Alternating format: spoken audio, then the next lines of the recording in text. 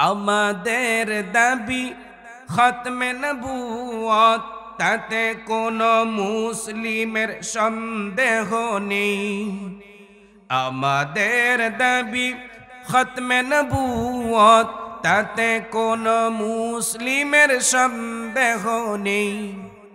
গোলামে আহমদ ভণ্ড নবী মুসাইলামার মতো করেছে দাবি।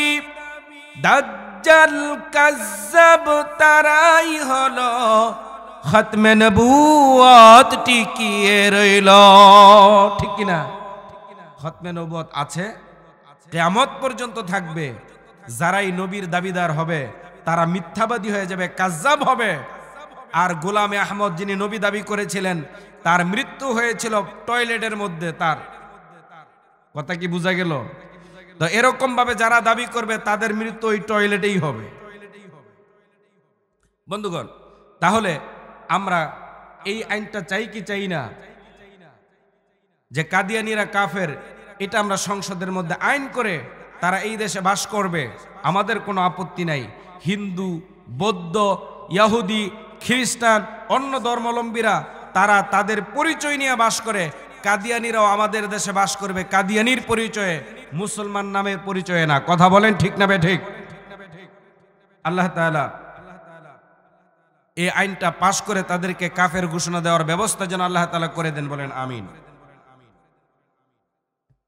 যে আলোচনা করব সেটা হলো, এবার শুনেন, আল্লাহ তাআলা বলেন, কুল ইন্নাল মাউতাল্লাযী তাফিরুনা মিনহু ফাইন্নাহু মুলাকীকুম সুম্মা তুরাদ্দুনা ইলা আলিমিল গায়বি ওয়াস শাহাদাতি ফায়ুনাব্বিউকুম বিমা কুনতুম তা'মালুন।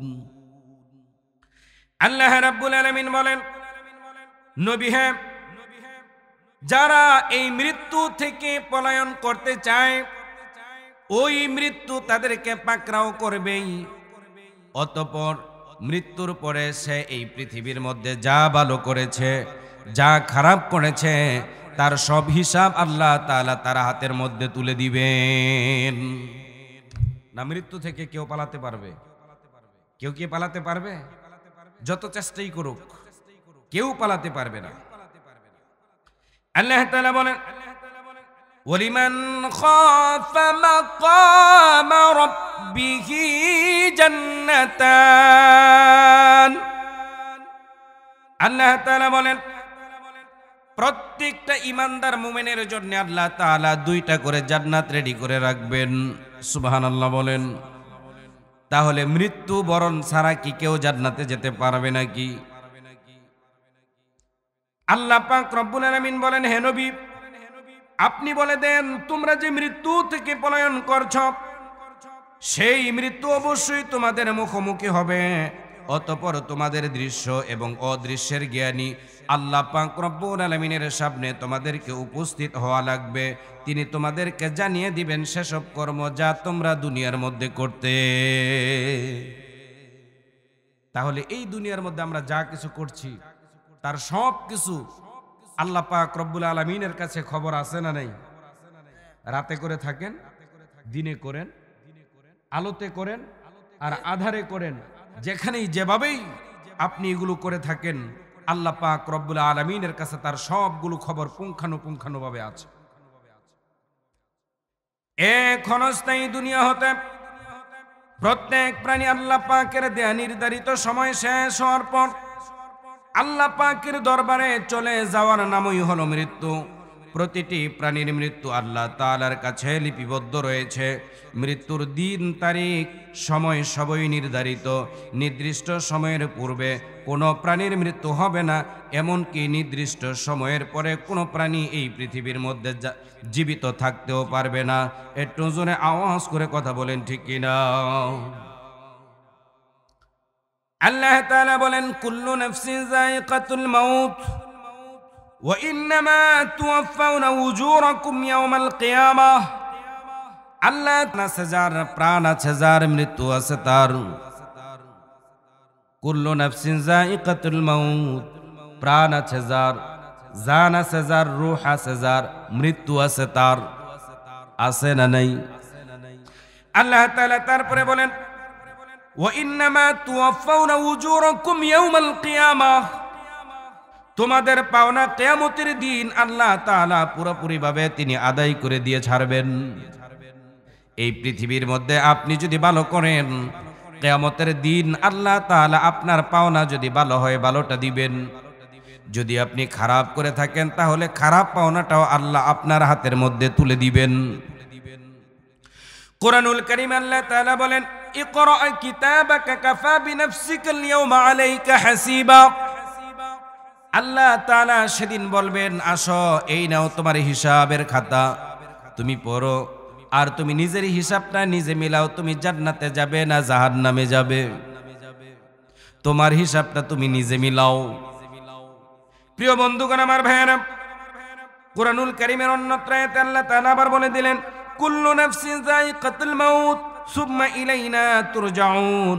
আল্লাহ তাআলা বলে দিলেন জান আছে যার, প্রাণ আছে যার, মৃত্যু হবে তার। সেই সাথে আল্লাহ তাআলা আবার বলে দিলেন সুম্মা ইলাইনা তুরজাউন, তোমরা মৃত্যু বরণ করে আবার আল্লাহ পাকের কাছে ফিরে আসা লাগবে। কুরআনুল কারীমের অন্যত্র আল্লাহ তাআলা বলেন ওয়ালাই ইউআখিরুল্লাহু নাফসান ইযা জাআ আজালুহা আল্লাহু খাবীরুম বিমা তা'মালুন। আল্লাহ তাআলা বলেন প্রত্যেক ব্যক্তির নির্ধারিত সময় যখন উপস্থিত হয়ে যাবে তখন কাউকে ছাড় দেওয়া হবে না। দুনিয়ার জীবনে যে যা কিছু করেছে তার সব কিছুর খবর আল্লাহ পাকের কাছে আছে। এই দুনিয়াতে যে যা করছে তার সব খবর কার কাছে আছে? একটু জোরে বলেন না, কার কাছে আছে? এই ব্যাপারে কি আমাদের কোনো সন্দেহ আছে? কোনো সন্দেহ নেই। আমরা যে যেখানে যেথায় গোপনে আর প্রকাশ্যে, রাতের আলোতে, রাতের অন্ধকারে, দিনের আলোতে আপনি যেভাবেই করে থাকেন তার সব খবর আল্লাহ পাকের কাছে আছে। আল্লাহ তাআলা বলেন ইন্নাকা মাইয়িতু ওয়া ইন্নাহুম মাইয়িতুন, নিশ্চয় আপনার এবং তাদের সকলের মৃত্যু হবে, আমারও মৃত্যু হবে। আপনারা যারা আমার সামনে আছেন আপনাদেরও আল্লাহ তাআলা মৃত্যু দিবেন। আমার দাদা মাওলানা আব্দুল লতিফ সাহেব দুনিয়ার মধ্যে নাই, তার দুইটা ভাই ছিল তারাও নাই, আমার নিজের দুইটা সন্তানও এই দুনিয়ার মধ্যে নাই। কথা কি বোঝা গেল? তাহলে বোঝা গেল যে বোঝা গেল এই পৃথিবীর মধ্যে আসার একটা সিরিয়াল আছে। আমার দাদা এসেছেন, বাবা এসেছেন, তারপরে আমি এসেছি, আমার সন্তান এসেছে। কিন্তু আমার সন্তান দুনিয়া ছেড়ে এই পর্যন্ত দুইটা চলে গেছে, আমি আছি, আমার বাবাও আছে। তাহলে আসার একটা সিরিয়াল আছে, যাওয়ার কোনো সিরিয়াল নাই। আল্লাহ তাআলা তিনি যাকে যখন পছন্দ করবেন আল্লাহ তাআলা নিয়ে যাবেন। আল্লাহ তাআলা সে কথাই বলেন মরণ থেকে পালাও তুমি, মরণ থেকে পালাও তুমি, ওই মরণ তোমায় লইবে গিরি, যদিও তুমি আকাশ পারে পালাও সেথাই লাগিয়ে সিঁড়ি। এই মহারোগের চিকিৎসা নাই, নাই কোনো ঔষধ জগতে, খুঁজিয়া কাতর হইলে কি হবে, পারিবে না তা ফিরাতে। কেউ কি পারবে? পেরেছে? কেউ পারে নাই, কেউ পারবেও না। এই জন্য মৃত্যু হবে, এটাই স্বাভাবিক। এই পৃথিবীতে থাকবো না, এটাই সত্য, মহাসত্য। কেউ যদি মনে করে যে আমি 41 সাল পর্যন্ত থাকবো, আমি 61 সাল পর্যন্ত থাকবো, থাকতে পেরেছে? পারে নাই, পালাতে হয়েছে। যারা স্বৈরাচার হবে তাদেরকে পালিয়ে যেতে হবে। আমার প্রিয় বন্ধুগণ, এখানে আমরা যারা আছি সবাই কিন্তু একই দলের লোক না, একই দলের লোক। এখানে আপনারা যারা আছেন সবাই কি একদল করেন? তাহলে একই শিক্ষা প্রতিষ্ঠানে কি আপনারা পড়াশোনা করেছেন? বলেন, একই শিক্ষা প্রতিষ্ঠানে পড়াশোনাও করেন নাই, একই শিক্ষকের কাছেও পড়েন নাই, এমনকি একই বয়সের লোক এখানে নাই, একই রুচির লোক এখানে নাই। তাহলে অল্প কিছু মানুষ, এর ভিতরে আমরা কিন্তু একই দলের না, বিভিন্ন দলের লোক, বিভিন্ন বয়সের লোক, বিভিন্ন শিক্ষা প্রতিষ্ঠানে পড়ার লোক, বিভিন্ন টিচারের কাছে পড়া লোক। কথা বলেন ঠিক কিনা? এই অল্প কিছু মানুষের মধ্যেই যদি এত মত পার্থক্য থেকে থাকে, আমার মনে হয় একটা বিষয় আমরা সকলেই একমত, আর সেটা হলো আমরা সকলেই কিন্তু আল্লাহর জান্নাতে যেতে চাই। এই ব্যাপারে মনে হয় যে আমরা সকলে ঐক্যবদ্ধ। কথা বলেন ঠিক কিনা? জান্নাতে যেতে চাই, অথচ আমরা এক দলের লোক না, একই বয়সের না, একই পীরের মুরিদ না। কথা বলেন? কিন্তু আমরা সবাই কি চাই? জান্নাতে যেতে চাই। আপনি যদি কোরআনুল কারীম পড়ে, কোরআন হাদিস পড়ে যদি আপনি বুঝেন রুহুল আমিন নাঈমের বক্তব্য, কথাবার্তা, চলাফেরা, লেনদেন এগুলো জান্নাতে যাওয়ার জন্য বাধা, তাহলে আপনি রুহুল আমিন নাঈমের বক্তব্য কি মানবেন? কথা বলেন। আপনি কোরআন হাদিস পড়ে যদি বুঝেন আপনি যেই বাবার ঘরে জন্ম নিয়েছেন ওই বাবা আপনাকে বলে বাবা নামাজের কোনো দরকার নাই, তাহলে ওই বাবা আপনার নামাজের জন্য যদি বাধা হয় তাহলে বাবার কথা মানবেন না আল্লাহরটা মানবেন? কাটটা? তাহলে জান্নাতের জন্য, জান্নাতে যাওয়ার জন্য যদি বাধা হয় আপনার বাবা, তাহলে আপনার বাবার কথাও মানা যাবে না। আপনি কোরআন হাদিস পড়ে যদি বুঝেন আপনি যেই দলের রাজনীতি করেন ওই দলের রাজনীতি করলে তারা যদি বলে যে আমরা শরিয়া মানি না, শরিয়া ভিত্তিক আমাদের দল চলে না, শরিয়া আমরা বুঝি না, মানব না, তাহলে এই কথা যারা বলে তারা কিন্তু জান্নাতে যাওয়ার জন্য বাধা। কথা বলেন ঠিক কিনা? তাহলে ওই দলের রাজনীতি করা যাবে না। আপনি যেই নেতার অনুসরণ করেন, যেই লোকটাকে আপনি নেতা হিসেবে মানেন তিনি নামাজ পড়ে না, কর্মী কেউ নামাজ পড়ার কথা বলে না, তাহলে বোঝা গেল ওই নেতাও কিন্তু জান্নাতে যাওয়ার জন্য বাধা। তাহলে আপনার দল যদি বাধা হয়, আপনার নেতা যদি বাধা হয়, আপনার মা বাবা যদি বাধা হয়, আপনার শিক্ষক যদি বাধা হয়, আপনার মাহফিলের বক্তাও যদি জান্নাতে যাওয়ার জন্য বাধা হয়, সমস্ত বাধাকে অতিক্রম করা লাগবে, আমাকে আপনাকে জান্নাতে যাওয়াই লাগবে। একটু জোরে আওয়াজ করে কথা বলেন ঠিক কিনা? আপনাদের এই যে কোটবাজালিয়া খেলার মাঠে বহুদিন যাবত একটা খেলা চলতেছে, খেলা শেষ না, এখনো বাকি আছে। কি বাকি রয়েছে? ফাইনাল বাকি রয়েছে। তাহলে যে খেলার মাঠে খেলা হয় দুইটা দলের মধ্য থেকে কিন্তু 11 জন করে খেলোয়াড় মাঠে নামে। দুই দিকে দুইটা বার আছে যাকে গোলপোস্ট বলা হয়। এক দলের খেলোয়াড় মধ্যে 11 জন, অন্য দলের খেলোয়াড়দের মধ্যে 11 জন। প্রত্যেক 11 জনের একটাই লক্ষ্য, উদ্দেশ্য, কি করে আমি দক্ষিণ পাশের লোকেরা মনে করে উত্তর পাশের গোলপোস্টে আমাকে বল ঢুকাতেই হবে।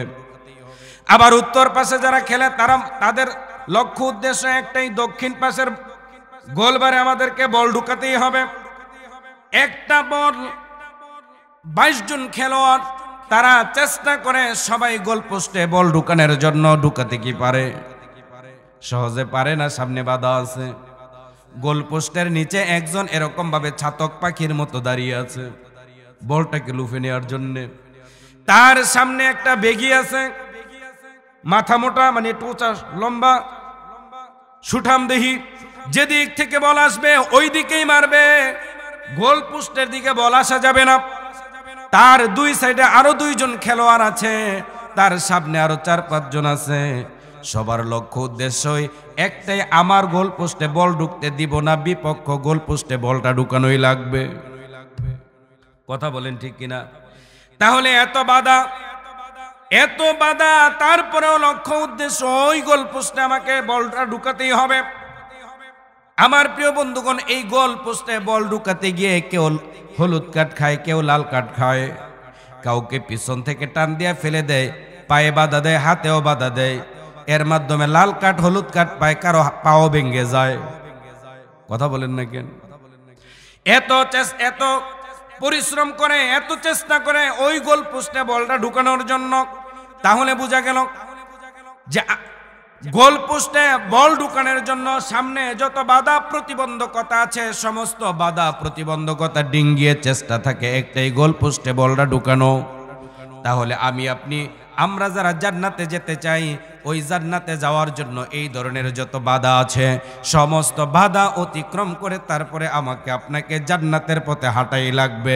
একটু জোরে আওয়াজ করে কথা বলেন, ঠিক না বেঠিক? খারাপ লাগতেছে? এইভাবে বললে শুনবেন? প্রিয় বন্ধুগণ আমার, প্রিয় ভাইয়েরা, জান্নাতে যাওয়ার জন্য আপনাকে মিনিমাম 6টা স্টেশন পার হওয়া লাগবে। কয়টা? একটু জোরে বলেন, কয়টা? 6টা স্টেশন পার হওয়া লাগবে। 1 নম্বরে আপনাকে মৃত্যুবরণ করা লাগবে না। আপনাদের বরুণ, আন্দিরটেক, কোটবাজালিয়া এই এলাকার কোন মানুষকে কি শুনেছেন জান্নাত থেকে ঘুরে এসে বলেছে জান্নাতের মধ্যে এই ধরনের খাবার, এই ধরনের বিছানা? শুনছেন? তাহলে 1 নম্বরে মৃত্যুবরণ করা লাগবে, 2 নম্বরে কবরে যাওয়া লাগবে, 3 নম্বরে হাসরের ময়দানে উঠা লাগবে, আর 4 নম্বরে আপনাকে মিজানের পাল্লায় আপনার নেকের পাল্লাটা সেখানে ওজন দেওয়া হবে। তারপরে 5 নম্বরে আপনাকে ফুলসিরাত পার হওয়া লাগবে। এই 5টা স্টেশন পার হয়ে তারপরে আপনাকে জান্নাতে যাওয়া লাগবে। কথা কি বোঝা গেল? না এছাড়া কেউ জান্নাতে যেতে পারবেন? পারবেন? কেউ গেছে? এই ধরনের কোনো আমাদের কাছে কি কোনো ডকুমেন্টস বা কোনো সাক্ষী আছে নাকি? তাহলে এই 5টা স্টেশন পার করে 6 নম্বরে আপনাকে জান্নাতে যাওয়া লাগবে। এবার কথাগুলো আপনি বুঝেন। তাহলে এখন আমরা মরব, জান্নাতে যেতে চাননি আপনারা? সবাই চান? জান্নাতে যেতে হলে কিন্তু মরা লাগবে। তাহলে এখন আমরা মরব, কি করব বলেন? ভয় লাগতেছে নাকি? এখন আমরা মরব আলোচনায়। এখন মরব কিভাবে বলেন না? আলোচনায়। তবে বাস্তবেও মরা লাগবে। হসপিটালে হোক, অ্যাক্সিডেন্ট করে রাস্তায় হোক, ঘরের মধ্যে হোক, ফাঁসির মঞ্চে হোক, যেভাবেই হোক মরা লাগবেই। সেখান থেকে কেউ বাঁচতে পারবেন না। না পারবেন? তাহলে এখন আমরা কি করব বলেন? মরব কিভাবে? আলোচনায় না বাস্তবে? একটু আওয়াজ টাওয়াজ দিয়ে, নাহলে কিভাবে বুঝবো যে আপনারা আমার কথা বুঝতেছেন কিনা? এই মৃত্যুর যন্ত্রণা হলো 3 প্রকার। কয় প্রকার? 1 নম্বরে অপরাধীদের মৃত্যু, 2 নম্বরে মুমিনদের মৃত্যু, 3 নম্বরে হলো শহীদদের মৃত্যু। এই মৃত্যু হলো 3 প্রকার। মৃত্যু কয় প্রকার? 3 প্রকার। মৃত্যুগুলো দেখলে আপনারা বুঝতে পারবেন কে জান্নাতি কে জাহান্নামী। আমার প্রিয় বন্ধুগণ, তাহলে বুঝেন অপরাধীদের মৃত্যুর যন্ত্রণাটা কিরকম হবে। কোন অপরাধীর মৃত্যুর সময় যখন এসে যাবে, প্রথমেই জাহান্নামের অসংখ্য ফেরেশতা এসে তার চতুর্পাশে এসে ঘেরাও দিবে, মানববন্ধন করবে। তাকে একটা জান্নাত দেখানো হবে, বলা হবে ও আল্লাহর বান্দা, আল্লাহ তাআলা তোমার জন্য এই জান্নাতটা বরাদ্দ করেছিলেন। ওই জাহান্নামী অপরাধী ব্যক্তি জান্নাতে যাওয়ার জন্য পেরেশান হয়ে যাবে। পরক্ষণে তাকে আবার বলা হবে আল্লাহ তাআলা তোমার উপর প্রতিদিন 5 ওয়াক্ত নামাজকে ফরজ করে দিয়েছিলেন, মাহে রমাদানের রোজাকে আল্লাহ ফরজ করে দিয়েছিলেন, হজ ফরজ করে দিয়েছিলেন সম্পদ হওয়ার পরে, যাকাত ফরজ করেছিলেন সম্পদ হওয়ার পরে, পর্দার সাথে চলাফেরা করার জন্য আল্লাহ তাআলা ফরজ করে দিয়েছিলেন। শুধু তাই নয়, আল্লাহ পাক রব্বুল আলামিন তার জমিনে আল্লাহর কোরআনকে রাষ্ট্রীয় ক্ষমতায় নেওয়ার জন্য আল্লাহ তাআলা তোমার উপর ফরজ করে দিয়েছিলেন। তুমি সব করলে, নামাজ পড়লে, রোজা রাখলে, হজ করলে, যাকাত দিলে, কিন্তু আল্লাহর জমিন আল্লাহর কোরআনকে দিনকে বাস্তবায়ন করা লাগবে। আল্লাহ যে দায়িত্বটা দিয়েছিল তার বিরোধিতা করেছো, করার কারণে আল্লাহ তাআলা তোমার জন্য যে জান্নাতটা বরাদ্দ করেছিলেন তা ডিলিট করে দিয়েছেন। এখন তোমার জন্য আল্লাহ তাআলা একটা জাহান্নাম বরাদ্দ করলেন। কি বরাদ্দ হইছে? কি কেটে গেল? জান্নাত কেটে গেল, জাহান্নাম বরাদ্দ করা হলো। ওই জাহান্নাম যখন বরাদ্দ হয়ে গেল, এবার তাকে জাহান্নাম দেখানো হবে। জাহান্নাম যখন তাকে দেখানো হবে, জাহান্নামের মধ্যে সে যাইতে চাইবে না। আপনারা কি চাইবেন নাকি জাহান্নামে যাওয়ার? সে জাহান্নামে যেতে চাইবে না। জাহান্নামে যেতে যখন চাইবে না, তখন তার দেহের মধ্যে যে রূহটা আছে, এই রূহটা পালাবার জন্য, জাহান্নামের ভয়ে রূহটা পালানোর জন্য দৌড় দিয়ে একেবারে বিদ্যুৎ গতিতে পায়ের কাছে ঢুকে পড়বে। পায়ের ওখানে জাহান্নামের ফেরেশতা আছে না নাই? বলেন, চেপে ধরবে বিদ্যুৎ গতিতে। আবার এটা মাথার তালুর মধ্যে চলে আসবে। এখানে আযাবের ফেরেশতা আছে না নেই? এখানেও চেপে ধরবে। এই রূহটা চলে যাবে একেবারে হাতের আঙ্গুলের নখের কাছে চলে যাবে দৌড়ে পালানোর জন্য। আযাবের ফেরেশতা আছে না নেই? এবার বাম হাতের মধ্যে ঢুকে যাবে, এখানে ফেরেশতা আছে না নেই? চতুর্দিক থেকে আবার যৌথ বাহিনীর অভিযান চলবে। যৌথ বাহিনী মানে আল্লাহ পাকের পাঠানো জাহান্নামের আযাবের ফেরেশতা, তারা চতুর্দিক থেকে এবার যৌথ অভিযান চালাবে। রূহটা তার দেহের ভিতরে দৌড়াদৌড়ি করতে করতে ক্লান্ত হয়ে যাবে। ক্লান্ত হয়ে যাওয়ার পরে আল্লাহ তাআলা বলেন, ইয়াকুলুল ইনসানু ইয়াউমা, ওই রূহটা যখন ক্লান্ত হয়ে যাবে, ক্লান্ত হয়ে যাওয়ার পরে এবার মালাকুল মউত তার মাথার কাছে আসবে, এসে বলবে, ইয়া আইয়াতুহান নাফসুল খাবিসা, ও পাপিষ্ঠ আত্মা, ইরজিই, তুমি বেরিয়ে আসো। কি বলবে? হে পাপিষ্ঠ আত্মা, ইয়া আইয়ুহান নাফসুল খাবিসা, ও পাপিষ্ঠ আত্মা, ইরজিই, তুমি বেরিয়ে আসো। তাকে যখন বেরিয়ে আসার আহ্বান করা হবে, আল্লাহ বলেন, ইয়াকুলুল ইনসানু ইয়াউমা ইযিন আইনাল মাফার, কাল্লা লা ওয়াজারা ইলা রাব্বিকা ইয়াউমা ইযিনিল মুস্তাকার। তখন ওই পাপিষ্ঠ ব্যক্তির আত্মা বলবে, আজ পালাবে কোথায়? কোথায় পালাবে? পালানোর কোনো জায়গা আছে? কথা বলেন, পালানোর কোনো জায়গা আছে? কাল্লা লা ওয়াজার, পালানোর কোনো জায়গা থাকবে না। ইলা রাব্বিকা ইয়াউমা ইযিনিল মুস্তাকার, একটা জায়গা পালানোর আছে, সেটা হলো তার রবের পক্ষ থেকে যেই জায়গাটা নির্ধারণ করা হয়েছে। একটু জোরে বলেন না সুবহানাল্লাহ।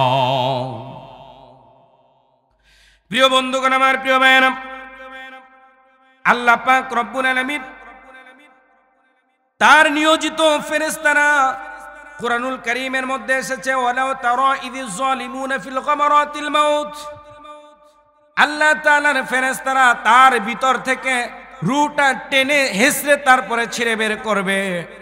আপনারা দেখবেন অনেক মানুষ যখন মৃত্যুবরণ করার সময় আগ মুহূর্তে হাত টানা দেয়, পা টানা দেয়, খিচা দেয়, চোখ উল্টে দেয়, পায়খানা করে দেয়, প্রস্রাব করে দেয়। দেখছেন কিনা? মনে হয় দেখেন নাই। মুমূর্ষ ব্যক্তি এই ধরনের কাজ করে কিনা? আবার আরেকজনকে দেখবেন মৃত্যুর সময় আগে অসুস্থ থাকে, কিন্তু মৃত্যুর আগ মুহূর্তে সুস্থ হয়ে যায়। বলে, আব্দুর রহমান কই? তার ছেলেটা বড় ছেলেরে খুঁজে, ছোট ছেলেরে খুঁজে। কয়, আকলিমা কি আসে নাই, মানে মেয়েটা কি আসছে কিনা। এরকম ভাবে মেয়েকে খুঁজে, ছেলেকে খুঁজে, তাদেরকে কাছে টানে, যাকে যতটুকু পরামর্শ দেওয়ার পরে আস্তে আস্তে কালিমা পড়তে পড়তে দেখা যায় ঘুমায়া যায়। সুবহানাল্লাহ কইতেন না? এই ধরনের মৃত্যু আপনারা দেখছেন না দেখেন নাই? আমার প্রিয় বন্ধুগণ, আমার প্রিয় ভাইয়েরা, এই রূহটা যখন বেরিয়ে আসে, রূহটা বেরিয়ে আসার পরে জাহান্নাম থেকে পাপিষ্ঠ আত্মা নেয়ার জন্য জাহান্নাম থেকে এরকম ভাবে একটা জাহান্নামের একটা দুর্গন্ধযুক্ত একটা রুমাল নিয়ে আসে, জাহান্নাম থেকে দুর্গন্ধযুক্ত একটা পেয়ালা নিয়ে আসে। ওই জাহান্নামীর অপরাধীর রূহটা যখন বেরিয়েছে, ওই রূহটাকে এই জাহান্নাম থেকে যে রুমালটা নিয়ে এসেছে, এই রুমালের মধ্যে রিসিভ করে তার রূহটা নেই। এই রূহটা এবার পেয়ালার মধ্যে নেই। আযাবের ফেরেশতারা এই রূহটাকে এবার আসমানের কাছে নিয়ে যায়, প্রথম আসমানের কাছে নিয়ে যায়। প্রথম আসমানের কাছে যখন নিয়ে যায়, আসমানের যারা সিকিউরিটি আছে, দারোয়ান আছে, তারা বলে, ও ফেরেশতারা, তোমরা এই কোন জাহান্নামীর আত্মা এখানে নিয়ে এসেছো? তার মধ্য থেকে তো দুর্গন্ধ ছড়াচ্ছে, তাকে এদিকে আনা যাবে না। সেখান থেকে তাকে ফিক্কা মারা হয়, ঢিল মেরে ফেলে দেওয়া হয়। ঢিল মেরে যখন ফেলে দেওয়া হয়, তখন ওই রূহটা দুর্গন্ধ ছড়াতে ছড়াতে একেবারে ইল্লিয়িনে পৌঁছে যায়। কোথায়? জাহান্নামের একেবারে সর্বনিম্নে ইল্লিয়িনের মধ্যে পৌঁছে যাও। এই হলো জাহান্নামীদের মৃত্যুর অবস্থা। দুই নম্বরে আসেন এবার মুমিনদের মৃত্যু কিভাবে হবে। আল্লাহ রাসূল সাল্লাল্লাহু আলাইহি ওয়াসাল্লাম বলেন, ইন্নাল আবদাল মুমিনা ইযা কানা ফীহি ইনফিতাউ মিনাদ দুনিয়া ওয়া ইকবাল মিনাল আখিরা নাযালা আলাইহিমুল মালাইকাতুস সামা ফীহিল ওয়ুজু কাআন্না ওয়ুজুহুমুশ শামস মা হুম মিন আকফালিল জান্নাহ ওয়া হুনুতুম মিন হুনুতিন ইলাল জান্নাহ হাত্তা ইয়াজলিসু মিনহুম মাদ্দাল বাসার আও কামা ক্বালা আলাইহিস সালাতু ওয়াস সালাম। রাহমাতুল লিল আলামিন বলেন, যখন কোন জান্নাতি মানুষের মৃত্যুর সময় এসে যায়, ওই জান্নাতি মানুষের মৃত্যুর সময় আল্লাহ তাআলা অসংখ্য রহমতের ফেরেশতা ওই মুমূর্ষ ব্যক্তির কাছে আল্লাহ তাআলা পাঠাইয়া দেয়। আগে পাঠাইছে, বলেন জাহান্নামের ফেরেশতা আগে পাঠাইছে, এবার পাঠাইছে রহমতের ফেরেশতা। সুবহানাল্লাহ কইতেন না? তারাও আসার সময় এরকম ভাবে জান্নাতি একটা রুমাল নিয়ে আসে, জান্নাতি একটা পেয়ালা নিয়ে আসে। প্রিয় বন্ধুগণ, আপনারা ভালো করে জানেন, অপারেশন থিয়েটারে যখন কোনো রোগীকে নেওয়া হয় তখন কিন্তু প্রথমেই বড় ডাক্তার যায় না, প্রথমে নার্স যায়, ছোট ডাক্তার যায়, সার্বিক প্রস্তুতি সম্পন্ন করার পরে এবার বড় ডাক্তার যায়। ঠিক কিনা বলেন? অসংখ্য রহমতের ফেরেশতা তার মাথার কাছে আসে, এসে তারপরে বলে, ইয়া আইয়াতুহান নাফসুল মুতমাইন্নাহ ইরজিই ইলা রাব্বিকি রাদিয়াতাম মারদিয়া ফাদখুলি ফি ইবাদি ওয়াদখুলি জান্নাতি। আগে বলছিল ইয়া আইয়াতুহান নাফসুল খাবিসা, ও পাপিষ্ট আত্মা। এবার তা বলা হচ্ছে না, এবার বলা হচ্ছে ইয়া আইয়াতুহান নাফসুল মুতমাইন্নাহ ইরজিই ইলা রাব্বিকি রাদিয়াতাম মারদিয়া ফাদখুলি ফি ইবাদি ওয়াদখুলি জান্নাতি। এবার মুমিন বান্দাকে, জান্নাতি বান্দাকে বলা হবে, ও প্রশান্ত আত্মা, আল্লাহ তাআলা তোমার উপর সন্তুষ্ট, তার কারণ আল্লাহ 5 ওয়াক্ত নামাজকে ফরজ করেছিলেন, পড়েছ, রোজা রাখা ফরজ করে দিয়েছিলেন, তাও আদায় করেছ, হজ করেছ, যাকাত দিয়েছ, শুধু তাই নয় আমানতের খেয়ানত করো নাই, মেয়েকে বিবিকে পর্দায় রেখেছ, নিজে পর্দার সাথে চলেছ, ওজনে কম দেও নাই, মালে বেজাল দেও নাই, দুধে পানি দেও নাই, অন্যের ক্ষেতের আইল ঠেলো নাই, বিবাহে যৌতুকের বন্ধ ব্যবস্থা করো নাই, এই ধরনের কাজ তো করোই নাই, বরঞ্চ আল্লাহ তাআলা তোমার উপর আরো একটা ফরজ দায়িত্ব দিয়েছিল, আল্লাহর জমিনে আল্লাহর দ্বীনকে কায়েম করে দেয়া, আল্লাহর দিন কায়েমের আন্দোলনে তুমি অংশগ্রহণ করেছিলে, অংশগ্রহণ করতে গিয়ে তুমি জেল খেটেছ, মামলা খেয়েছ, জরিমানা দিয়েছ, ফাঁসির মঞ্চে পর্যন্ত গিয়েছ, নিজের বাড়িতে থাকতে পারো নাই, ফেরারি আসামির মতো বিভিন্ন এলাকায় ঘোরাফেরা করেছ। এত কষ্ট দুনিয়ার মধ্যে করেছ, করার কারণে আল্লাহ তাআলা তোমার প্রতি এতটাই অসন্তুষ্ট হয়েছেন। এবার তুমি সন্তুষ্টি চিত্তে আল্লাহ পাকের প্রতি সন্তুষ্ট হয়ে এবার বেরিয়ে আসো।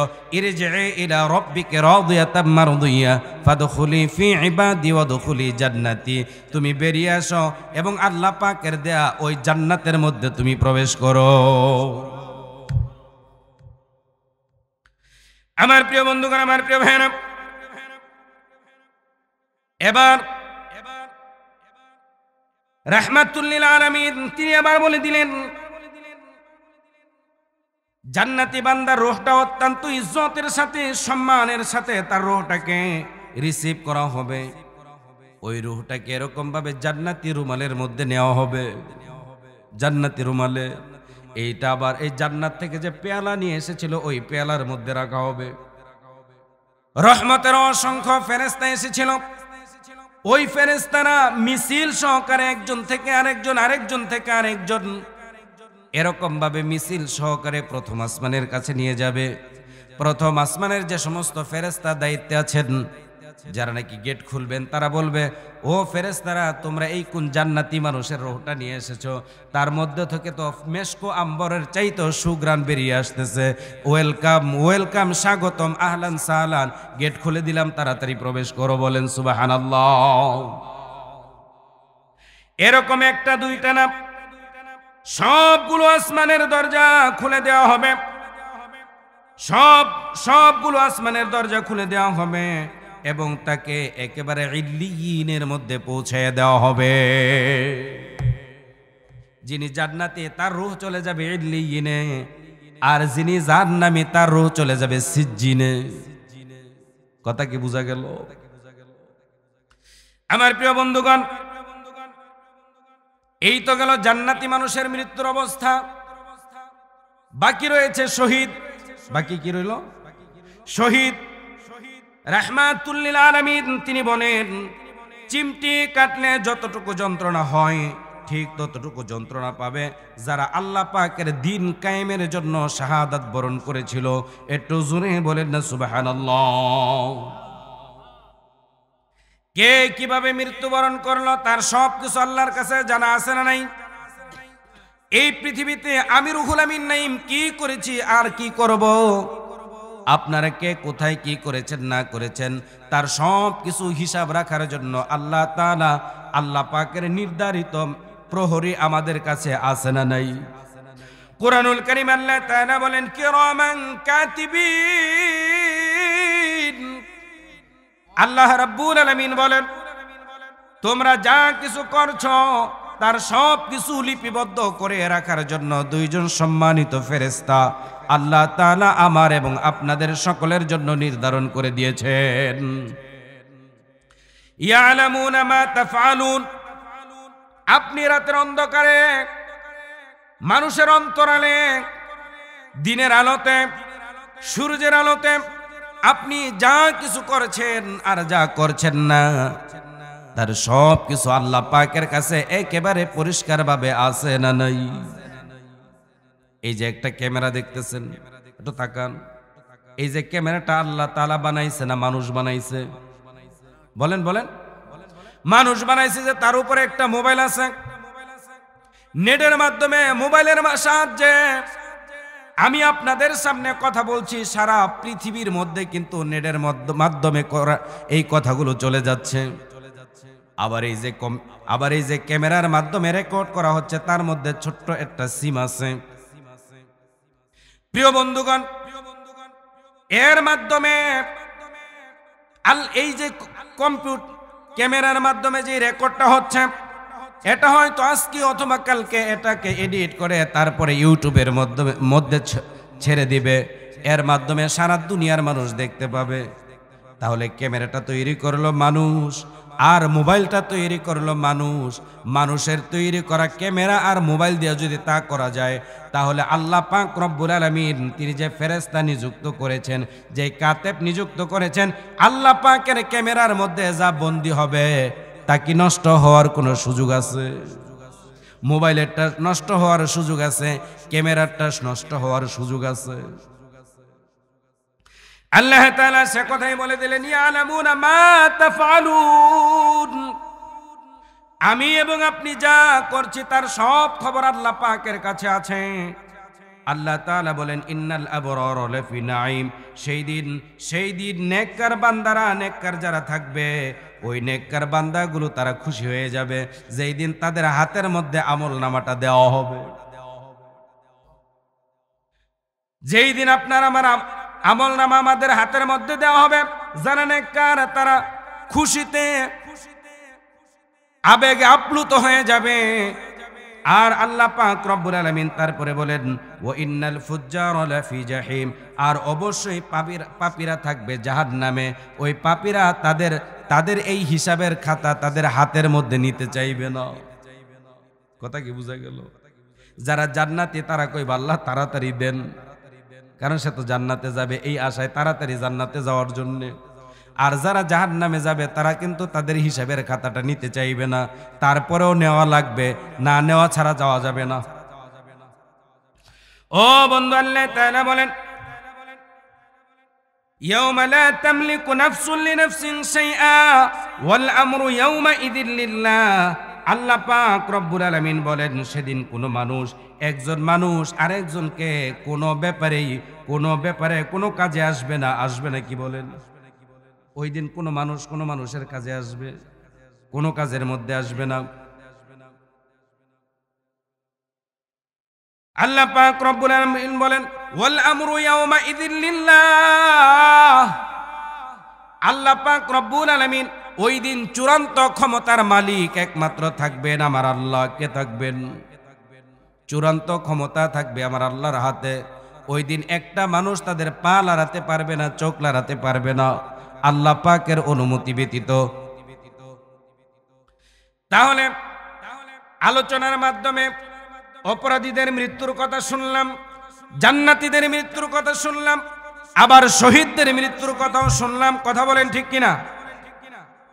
আমরা মারা গেলাম, মারা যাওয়ার পরে আনুষ্ঠানিকতা কিছু আছে, তা হলো কেউ যায় কাপাসিয়া বাজারে অথবা চাঁদপুর বাজারে কাফনের কাপড় আনার জন্যে, কেউ যায় বাঁশের জোরে বাঁশ কাটার জন্যে, কেউ যায় গোরস্থানে কবর খোদাই করার জন্যে, কেউ আবার গোসলের ব্যবস্থা করে, আপনজনেরা রুনাজানি করে, কান্নাকাটি করে, করে কি করে না? করার পরে জানাজা হয়ে যায়। জানাজা হয়ে যাওয়ার পরে ওই লোকটাকে আমি মারা গেলে আপনারা অথবা আপনাদের মধ্য থেকে কেউ মারা গেলে আমরা সকলে মিলে জানাজা পড়ে তারপরে কবরস্থ করে দেই। দেই কি দেই না? কথা কি বোঝা যায়? ওই কবরের মধ্যে যখন আমাকে আপনাকে রাখা হবে, নবীজি বলেন ফায়াতিহি মালাকান, ওই কবরের মধ্যে প্রথমে দুইজন ফেরেশতা প্রবেশ করবে। কয়জন? এগুলো আমরা জানি না? না আমাদের অজানা? আমরা জানি কি জানি না? নবীজি বলেন ফায়াতিহি মালাকান, ওই কবরের মধ্যে দুইজন ফেরেশতা প্রবেশ করবে। ওই ফেরেশতার প্রথম কাজটা কি? রাহমাতুল লিল আলামিন বলেন ফায়ুজলিসানিহি, ওই ফেরেশতার প্রথম কাজ হলো আমাকে আপনাকে কবরের মধ্যে এসে বসানো। আপনজনেরা কি বসানো অবস্থায় না দাঁড়ানো অবস্থায়? কোন অবস্থায় রেখে আসছে? কোন অবস্থায়? আমরা কোন অবস্থায় রাখি? শোয়ানো অবস্থায়। ফেরেশতারা কবরের মধ্যে আসবে, ফেরেশতাদের প্রথম কাজ হলো ফায়ুজলিসানিহি, আমাকে আপনাকে বসাবে। তবে এলাকার মধ্যে যিনি সবচাইতে বেশি মাতবরি করছেন, এলাকার মধ্যে যিনি ত্রাসের রাজ্য কায়েম করছেন, একজনকে ফাঁসাইছেন আর একজনকে বাঁচাইছেন, মিথ্যাকে সত্য বানাইছেন, সত্যকে মিথ্যা বানাইছেন, এই লোকটার জন্য কবরের মধ্যে মনে হয় একটা চেয়ার দেওয়া হবে। কি বলেন? একটা চেয়ার দিব না? চেয়ারের গরম হইতে এত কিছু করছে, একজনের ধরছে, আরেকজনের মারছে, আরেকজনের ফাঁসাইছে চেয়ারের গরমে। যে যখন চেয়ারে সাইতো তখন গিয়ারে। এই যে আমি এখন চেয়ারের মধ্যে আসছি, সামনে মাইক আছে, কথা বলতেছি, আপনারা শুনতেছেন। কিছুক্ষণ পরে আমি যখন এই চেয়ার থেকে উঠে চলে যাব, ওখানে গিয়ে কান্নাকাটি করলেও কিন্তু আপনারা আমার কথা শুনবেন না। কথা বলেন না কেন? তাহলে যে যখন চেয়ারে সে তখন ওই চেয়ারে বসার কারণেই তো এত কিছু করছে। আলেমদেরকে মারছে, ছাত্র জনতাকে মারছে। 41 সাল কয় যত পারো মারো, আমারে রাখো। কয় ম্যাডাম 2000 মারছি, কয় আরো মারো, লাগে 2 লাখ মারো, তাও আমারে রাখো। কথা কয় না? কয় যত পারো মারো, আমারে রাখো। তারপরে কয় ম্যাডাম যেইটারে মারি এইটাই কমে, বাকিটি তো খালি কমে না, আরো সামনে আইয়ে। কয় আপনার যাওয়ার সময় হয়েছে, তাড়াতাড়ি যান। সময় মাত্র কয় মিনিট? 40 মিনিট। কয় গাড়ি টাড়ি পাইবেন না। কয় তাহলে কেমনে যাওয়ান লাগবো? কয় তাড়াতাড়ি উড়াল দেন। কথা বুঝে না? আমার প্রিয় বন্ধুগণ, তাহলে কবরের মধ্যে আমাকে আপনাকে 3টা প্রশ্ন করা হবে। ওই কবরের মধ্যে ফেরেশতারা এসে আমাকে আপনাকে বসাবে। আপনজনেরা তো আমাদেরকে শোয়া রেখে এসেছিল, ফেরেশতাদের দায়িত্ব হলো তারা এসে আমাকে আপনাকে বসাবে। বসিয়ে আমাকে আপনাকে 3টা প্রশ্নের মাধ্যমে আমি আপনি আসলে মুমিন না মুনাফিক, মুমিন না কাফের, তা যাচাই করার জন্য তারা 3টা প্রশ্ন করবে। 3টা প্রশ্নের জবাব যারা দিতে পারবে তাদেরকে অতিরিক্ত আরো একটা প্রশ্ন করবে। কথা কি বোঝা গেল? 3টা প্রশ্নের জবাব দিতে পারলে অতিরিক্ত আরো একটা প্রশ্ন করবে। আর 3টা প্রশ্নের জবাব যে দিতে পারবে না, তাকে তো অতিরিক্ত প্রশ্নের প্রশ্নই উঠে না। আমার প্রিয় বন্ধুগণ, আমার প্রিয় ভাইয়েরা, একটু ভালো করে বুঝেন। আমি আপনি যখন রুহের জগতে ছিলাম, বাবা আদম আলাইহিস সালাতু ওয়াস সালাম থেকে নিয়ে এই পর্যন্ত, এখন থেকে কিয়ামত পর্যন্ত যারা এই পৃথিবীতে এসেছেন, আছেন, আসবেন, আমরা সকলেই কিন্তু রুহের জগতে একসাথে ছিলাম। আল্লাহ তাআলা তখন আমাদেরকে প্রশ্ন করেছিলেন, আলাস্তু বিরাব্বিকুম, আমি কি তোমাদের রব নই, আমি কি তোমাদের প্রভু নই? সেই দিন আমি এবং আপনারা সকলেই জবাব দিয়েছিলাম, ক্বালু বালা, নিশ্চয় আপনি আমাদের রব। এই জবাব দিছিলেন কি দেন নাই? একটু জবানটা খুলে বলেন, এই জবাব দিছিলেন না দেন নাই? এটা আওয়াজ করে কোন না, ফেরেশতা গো শুনান, দিছিলেন না দেন নাই? দিয়েছেন। এখন আপনি যে জবাবটা দিয়েছিলেন রুহের জগতে, জবাব দিয়েছিলেন ক্বালু বালা, নিশ্চয় আপনি আমাদের রব। এবার কবরে যাওয়ার পরে প্রথম প্রশ্ন করা হবে, ফায়াকুলানা লাহু মা রাব্বুক, ও আল্লাহর বান্দা বলো তো দেখি তোমার রব কে? আপনারা বলেন তো আমাদের রব কে? একটু জোরে বলেন কে, আর একটু আওয়াজ করে বলেন কে, আর একটু মুহাব্বতে আবেগের সাথে বলেন তো আমাদের রব কে?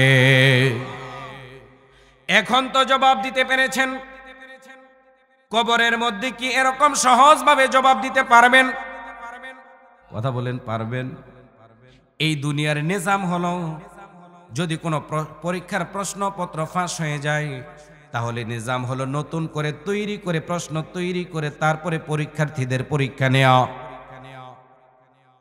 আর দুনিয়ার প্রশ্ন যদি ফাঁস হয়, তাহলে ওই প্রশ্নপত্র হাতে পেলে তারপরে প্রশ্নপত্র বইয়ের সাথে মিলায়া পড়াশোনা করে মুখস্থ করে খাতার মধ্যে লেখা যায়। কথা বলেন ঠিক কিনা? কিন্তু আল্লাহ তাআলা আমাকে আপনাকে কবরের মধ্যে যে তিনটা প্রশ্ন করবেন, এই তিনটা প্রশ্ন আজ থেকে ১৫০০ বছর আগেই আল্লাহ তাআলা আউট করে দিয়েছেন। ওই কবরের তিনটা প্রশ্ন আপনি এই দুনিয়ার মধ্যে পড়ে পড়ে আপনার মুখের মধ্যে যদি ফেনাও তুলে ফেলেন, তারপরেও কিন্তু কবরের মধ্যে গিয়া জবাব দিতে পারবেন না। কবরের মধ্যে যদি আপনি জবাব দিতে চান, তাহলে মিনিমাম আপনাকে 4টা কাজ করা লাগবে। কয়টা? একটু জোরে বলেন কয়টা? সেই কথাও সময় পেলে বলবো। তাহলে কবরের মধ্যে প্রশ্ন করা হবে, ফাকুলানা লাহু মা রাব্বুক, ও আল্লাহর বান্দা বলো তো তোমার রবকে। 2 নাম্বার প্রশ্ন করা হবে, ওমা দিনুক, তোমার দিন কি, তোমার ধর্ম কি। 3 নম্বরে প্রশ্ন করা হবে, রাহমাতুল লিল আলামিনকে দেখানো হবে, তার আকৃতির সামনে উপস্থাপন করানো হবে, করে তারপরে বলা হবে, মা কুনতা তাকুনু ফি হাদার রাজুল, এই ব্যক্তি সম্পর্কে তোমার ধারণা কি, তোমার মত কি। লোকটা যদি মুমিন হয় তাহলে বলে দিবে রব্বি আল্লাহ। লোকটা যদি মুমিন হয়, জান্নাতি হয়, বলে দিবে দীনি আল ইসলাম। লোকটা যদি জান্নাতি হয় বলে দিবে হাদা নবিয়ুনা রাসূলুল্লাহ সাল্লাল্লাহু আলাইহি ওয়াসাল্লাম। আমার প্রিয় বন্ধুগণ, আমার প্রিয় ভাইয়েরা, আল্লাহ পাক রব্বুল আলামিন বলেন, আল্লাযী খালাকাল মাউতা ওয়াল হায়াতা লিয়াবলুয়াকুম আইয়ুকুম আহসানু আমালা ওয়া হুয়াল আজিজুল গফুর। যিনি মৃত্যু ও জন্ম সৃষ্টি করেছেন যাতে করে তিনি তোমাদেরকে যাচাই করে নিতে পারেন কর্মক্ষেত্র থেকে। তিনি আমাদেরকে এই পৃথিবীর মধ্যে জন্ম এবং মৃত্যু দিয়া এই পৃথিবীর মধ্যে প্রেরণ করেছেন। এখানের কর্ম দিয়া তিনি আমাদেরকে যাচাই করে নিবেন কে মুমিন আর কে কাফের, কে মুমিন আর কে মুনাফিক। কথা কি বোঝা গেল? জান্নাতি বান্দা যখন জবাব দিয়া দিবে, জান্নাতি বান্দার জন্য বলা হবে আবশিরু বিল জান্নাতি ওয়া আলবিসু বিল জান্নাতি।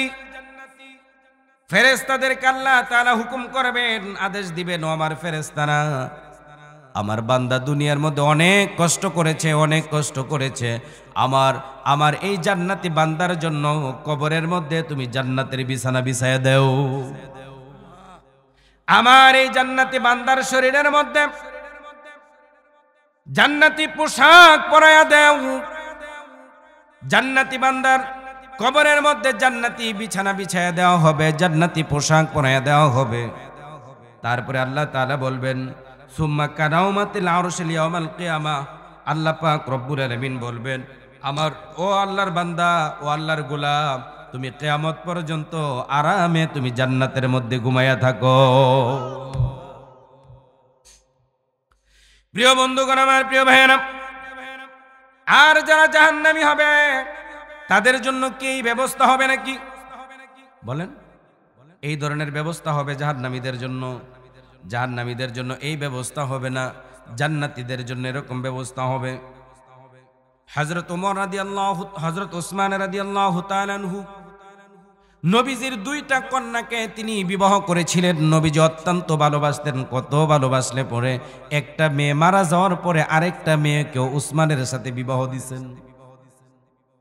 কত মোহাব্বত করতেন রাহমাতুল লিল আলামিন, যিনি জান্নাতের টিকেট এই দুনিয়ার মধ্যে থেকেই পেয়ে গিয়েছিলেন। হযরত ওসমান রাদিয়াল্লাহু তাআলা আনহু তিনি যখন কবরের পাশ দিয়ে যেতেন, হযরত ওমর রাদিয়াল্লাহু তাআলা আনহু এত বেশি কাঁদতেন যা অন্য কোন সময় তাকে দেখা যায় নাই।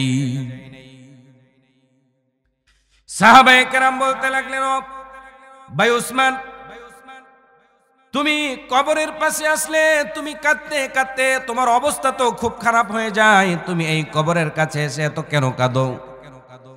এত কাঁদো কেন? অথচ রাহমাতুল লিল আলামিন তিনি যখন জাহান্নামের বয়ান করেন তখনও তোমাকে এত কাঁদতে দেখি না, যত বেশি কাঁদো তুমি এই কবরের পাশে এসে। হযরত উসমান রাদিয়াল্লাহু তাআলা আনহু তিনি বলেন, ও আমার সাথীরা শোনো, আমি নবীজির কাছে শুনেছি, নবীজি বলেছেন এই কবরটা হলো পরকালীন জীবনের প্রথম স্টেশন।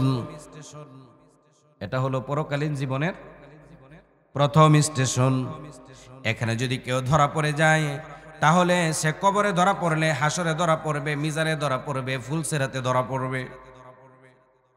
আর এই কবরের মধ্য থেকে যদি কেউ পার পেয়ে যেতে পারে, মাপ পেয়ে যেতে পারে, হাসরের ময়দানে, মিজানে, ফুলসেরাতে সব জায়গা তার জন্য আসান হয়ে যাবে, শাস্তি পাবে না, পার হয়ে যেতে পারবে। এই জন্য আমার ভয় হয় এই কবরের মধ্যে না জানি ধরা পড়ে যায়। হযরত ওসমান বলেন, না জানি এই কবরের মধ্যে ধরা পড়ে যায়, এই জন্য এই কবরের কাছে আসলে আমার ভয় লাগে। আমার প্রিয় বন্ধুগণ, নবীজির প্রথম স্ত্রী আম্মা জান মা খাদিজাতুল কুবরা রাদিয়াল্লাহু তাআলা আনহা, তিনি তার ইন্তেকালের পূর্বে রাহমাতুল লিল আলামিনকে তিনি তিনটা ওসিয়ত করেছিলেন। রাহমাতুল লিল আলামিনকে ওসিয়ত করেছিলেন মা খাদিজাতুল কুবরা রাদিয়াল্লাহু তাআলা আনহা, যিনি প্রথম ইসলাম গ্রহণ করেছিলেন, রিসালাতের দাওয়াত যিনি সর্বপ্রথম গ্রহণ করেছেন, যাকে আল্লাহ তাআলা সালাম জানিয়েছেন জিবরাইল আলাইহিস সালাতু ওয়াস সালামের মাধ্যমে, যাকে আল্লাহ জিবরাইলের মাধ্যমে সালাম পাঠিয়েছেন, তিনি আরবের তৎকালীন সময়ের 7ম নম্বর শিল্পপতি ছিলেন, ধনী ব্যক্তি ছিলেন। তার সমস্ত ধনরাশি তিনি ইসলামের খেদমতে রাহমাতুল লিল আলামিনের পায়ের কাছে এনে ছেড়ে দিয়েছিলেন। বললেন, ইয়া রাসূলুল্লাহ, ইয়া হাবিবাল্লাহ, যত পারেন খরচ করেন, আল্লাহর জমিন, আল্লাহর দ্বীনকে আপনি কায়েম করে দেন। মা খাদিজাতুল কুবরা রাদিয়াল্লাহু তাআলা আনহা তিনি ইন্তেকালের পূর্বে আমাদের প্রিয় নবী সাল্লাল্লাহু আলাইহি ওয়াসাল্লামকে তিনি তিনটা ওসিয়ত করেছিলেন। এক নম্বর ওসিয়ত করলেন, ইয়া রাসূলুল্লাহ, ইয়া হাবিবাল্লাহ, নবী গো, আমার যখন মৃত্যু হয়ে যাবে আপনার ব্যবহারিত জুব্বা দিয়া, কাপড় দিয়া অথবা চাদর দিয়া, আপনি আপনার ব্যবহৃত কাপড়গুলো দিয়া আপনি আমার কাফনের ব্যবস্থা করবেন। 2 নম্বর ওসিয়ত করলেন, ইয়া রাসূলুল্লাহ, ইয়া হাবিবাল্লাহ, আমার ইন্তেকালের পরে আমাকে আপনি নিজ হাতে কবরের মধ্যে শায়িত করবেন, কবরে আপনি নিজ হাতে রেখে আসবেন। 3 নম্বর ওসিয়ত করলেন, ইয়া রাসূলুল্লাহ, ইয়া হাবিবাল্লাহ, নবী গো, ওই কবরের মুনকার নাকির ফেরেশতার প্রশ্নের জবাব হয়তো আমি দিতে পারবো না, আপনি সবাই কবরের কাছ থেকে চলে যাবে, আপনি যাবেন না, ততক্ষণ কবরের ফেরেশতা মুনকার নাকিরের প্রশ্নের জবাব আমি যতক্ষণ পর্যন্ত দিতে না পারবো আপনি দাঁড়িয়ে থাকবেন, ফেরেশতা প্রশ্ন করবে, আপনি আমার হয়ে আপনি জবাব দিয়ে দিবেন। হযরতে খাদিজাতুল কুবরা রাদিয়াল্লাহু তাআলা আনহা ইন্তেকাল করলেন। নবীজি তার শরীরের জুব্বা দিয়ে তিনি তার কাফনের ব্যবস্থা করলেন। রাহমাতুল লিল আলামিন নিজেই কবরের মধ্যে নেমে গিয়া মা খাদিজাতুল কুবরা রাদিয়াল্লাহু তাআলা আনহাকে রাহমাতুল লিল আলামিন নিজেই কবরের মধ্যে রেখে আসলেন। মাটি দেওয়া হলো, দাফন হয়ে গেল, সবাই চলে যায়। রাহমাতুল লিল আলামিন তিনি যায় না, আবু বকর যায়, উসমান যায়, আলী যায়। তারা ডাকে, ইয়া রাসূলুল্লাহ চলেন গো নবী, আপনি অনেক কেঁদেছেন, অনেক কষ্ট পেয়েছেন, নবী আপনি চলেন। কিন্তু নবী যায় না। রাহমাতুল লিল আলামিন বলেন, আবু বকর, ওমর, উসমান তোমরা যাও, আমার এখনো আমার একটা দায়িত্ব রয়ে গিয়েছে। রাহমাতুল লিল আলামিন কবরের পাশ থেকে যায় না। কবরের মধ্যে মুনকার নাকির ফেরেশতাও প্রবেশ করে না। রাসূল দাঁড়িয়ে আছেন, কবরের মধ্যে মুনকার নাকির ফেরেশতা প্রবেশ করে না। জিবরাইল আলাইহিস সালাতু ওয়াস সালাম নবীজির কাছে আসলেন, এসে বললেন, ইয়া রাসূলুল্লাহ, ইয়া হাবিবাল্লাহ, আপনি এখানে দাঁড়িয়ে আছেন কেন গো নবী? সবাই তো চলে গেল, আপনি দাঁড়ানো কেন? নবীজি বললেন, ভাই জিবরাইল, আমি আমার খাদিজার সাথে ওয়াদা করেছিলাম, কবরের মুনকার নাকির ফেরেশতার প্রশ্ন খাদিজা দিতে না পারলে তার পক্ষ হয়ে আমি দিব। এটা খাদিজার সাথে আমার ওয়াদা ছিল, এই জন্য আমি এই কবরের পাশ ছেড়ে যাই না। জিবরাইল আলাইহিস সালাতু ওয়াস সালাম বলেন, ইয়া রাসূলুল্লাহ, ইয়া হাবিবাল্লাহ, আপনি কবরের পাশটা না ছাড়লে কবরের মধ্যে কবরের মুনকার নাকির ফেরেশতা প্রবেশ করবে না, আপনি কবর ছেড়ে চলে যান। নবীজি বললেন, ভাই জিবরাইল, আমি কবর ছেড়ে চলে যাব, আমার খাদিজা যদি কবরের ওই ফেরেশতার জবাব যদি দিতে না পারে তাহলে কি হবে? জিবরাইল আলাইহিস সালাতু ওয়াস সালাম বলেন, ইয়া রাসূলুল্লাহ, ইয়া হাবিবাল্লাহ, আল্লাহ তাআলা আমাকে পাঠাইছেন আর আপনাকে সুসংবাদ শোনানোর জন্য আল্লাহ তাআলা আমাকে আদেশ করেছেন, মা খাদিজাতুল কুবরা রাদিয়াল্লাহু তাআলা আনহা তিনি যদি কবরের ফেরেশতার প্রশ্নের জবাব দিতে না পারে তাহলে আল্লাহ তাআলা আরশ আজিম থেকে তার কবরের প্রশ্নের জবাব দিয়ে দিবেন। প্রিয় বন্ধুগণ, আমার প্রিয় ভাইয়েরা, তাহলে তারা কবরটাকে এত বেশি ভয় পেতেন, এত বেশি ভয় পেতেন, সেই কবরের কাছ দিয়ে আমরা প্রতিদিন হেঁটে যাই। কবরের কাছে দাঁড়িয়ে দাঁড়িয়ে তারপরে আমরা অনেকের সাথে আবার নাফরমানিও করি। কথা বলেন, আমরা প্রতিদিন কোনো না কোনো জানাজার এলান শুনি, হয়তো জানাজায় অংশগ্রহণ না করলেও এলান শুনি, কিন্তু আমাদের দিলের মধ্যে ভয় জাগে না। আমার প্রিয় বন্ধুগণ, তাহলে দুই নাম্বার হলো, এক নাম্বার হলো মৃত্যুবরণ করা লাগবে, দুই নাম্বার হলো কবরে রাখা লাগবে। আমার প্রিয় বন্ধুগণ, এই কবরের তিনটা প্রশ্নের জবাব যদি আপনি, যারা তিনটা প্রশ্নের জবাব দিবে, এখানে একটা কথা ভুলে গিয়েছিলাম, যারা তিনটা প্রশ্নের জবাবই দিতে পারবে তাদেরকে আরেকটা প্রশ্ন করা হবে, মা আল্লামাকা, ও আল্লাহর বান্দা, তুমি যে কবরের এই ফেরেশতার প্রশ্নের জবাবগুলো যে তুমি দিয়ে দিলে, তুমি জানলে কোথায়? মা আল্লামাকা, তুমি কোথা থেকে জানলে? তখন সে বলবে, আমি কোরআন পড়েছি, হাদিস পড়েছি, আমল করেছি, সেখান থেকেই জেনেছি, আর সেভাবেই আমি জবাব দিয়ে দিয়েছি। বলেন সুবহানাল্লাহ। তাহলে এই কবরের তিনটা প্রশ্নের জবাব যদি আপনি আমি দিতে চাই, তাহলে আমাকে আপনাকে চারটা কাজ করা লাগবে। একটু জোরে বলেন তো, কয়টা? খারাপ লাগতেছে? হ্যাঁ, ওই কবরের ফেরেশতার প্রশ্নের জবাব যদি আপনি আমি দিতে চাই, তাহলে চারটা প্রশ্নের জবাব, চারটা কাজ করা লাগবে। এক নম্বরে আল্লাহ পাকের অস্তিত্ব মানা লাগবে। আল্লাহ আছে না নাই? আল্লাহ কি নিরাকার না আকার আছে? কথা কয় না। নিরাকার, নিরাকার, এই ব্যাপারে কথা বললে তো আর আধা ঘন্টা দরকার। যারা নিরাকার বলেন তারা মিথ্যার মধ্যে আছেন। আল্লাহর আকার আছে, কোরআনুল কারীমের মধ্যে অসংখ্য দলিল আছে, হাদিসও আছে।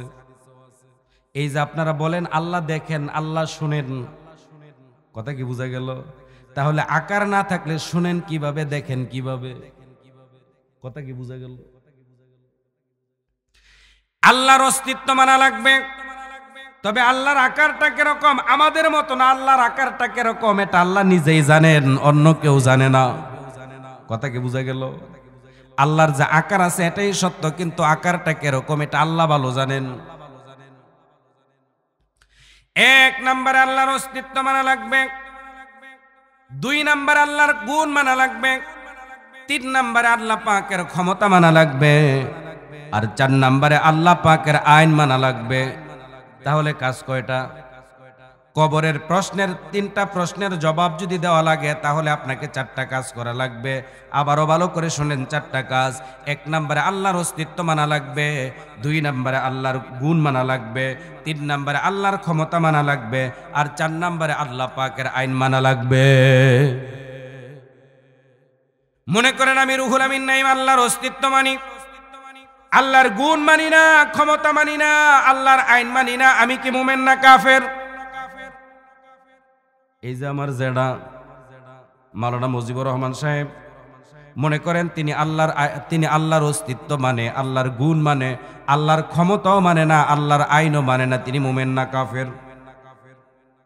এই যে মাওলানা সাহেব মনে করেন আল্লাহর অস্তিত্ব মানে, আল্লাহর গুণ মানে, আল্লাহর ক্ষমতা মানে, কিন্তু আল্লাহর আইন মানে না, তিনি কি কাফের না মুমিন? কথা কি বোঝা গেল? তাহলে শুধু আল্লাহর অস্তিত্ব মানলেই হবে না, আল্লাহর গুণ মানলেই হবে না, আল্লাহর ক্ষমতা মানলেই হবে না, আল্লাহর আইনও মানা দরকার আছে না নাই?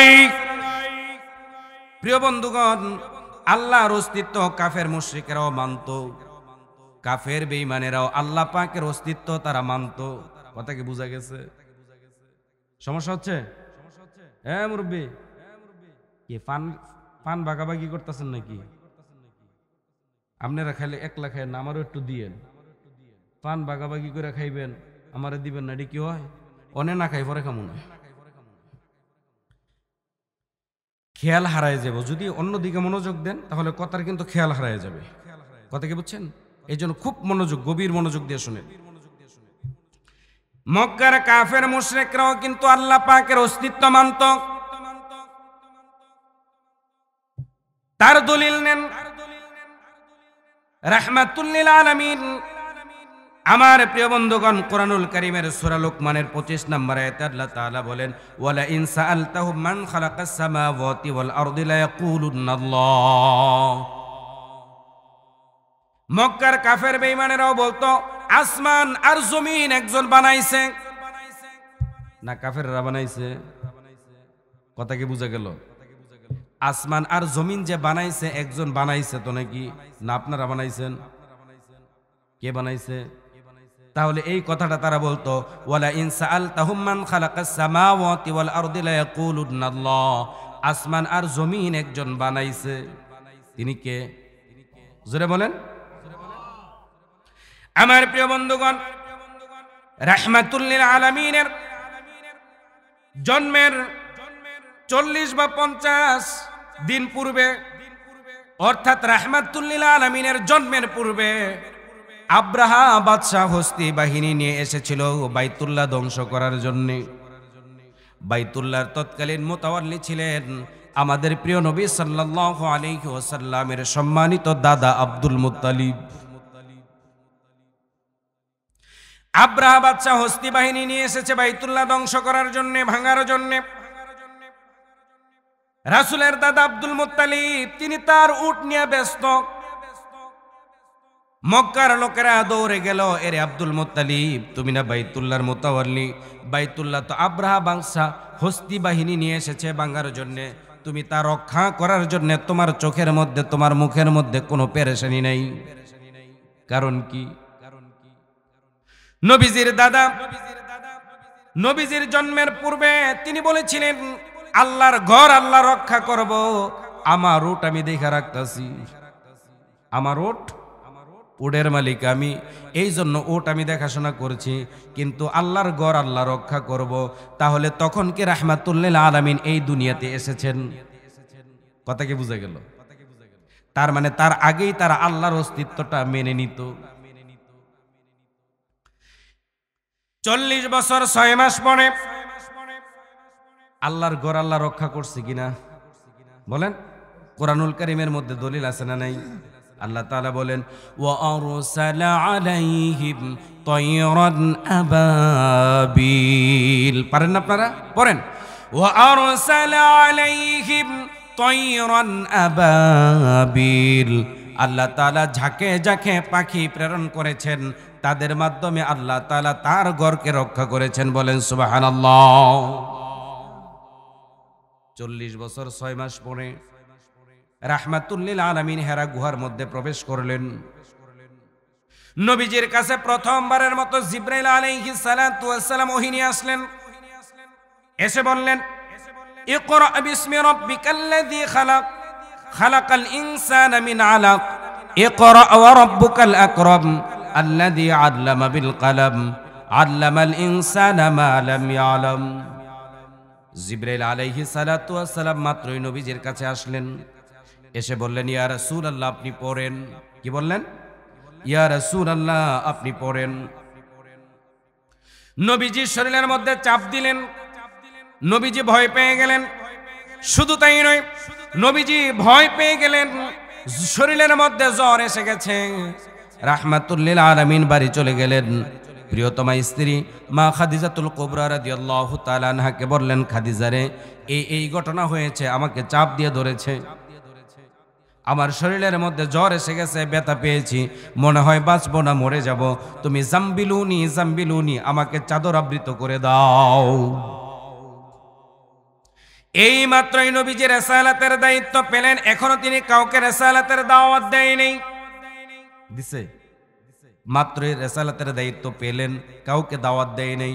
নবীজি ঘরের মধ্যে প্রিয়তমা স্ত্রীর কাছে ঘটনাটা খুলে বললেন। বুখারী শরীফের হাদিস, মা খাদিজাতুল কুবরা রাদিয়াল্লাহু তাআলা আনহা ইসলাম গ্রহণ করার পূর্বেই তিনি বললেন ওয়াল্লাহু লা ইয়াহজিকাল্লাহু আবাদা। আল্লাহর কসম করে বলি, ছোট্ট একটা শব্দ, এখানে তিনি আল্লাহর নাম 2 বার নিয়েছে।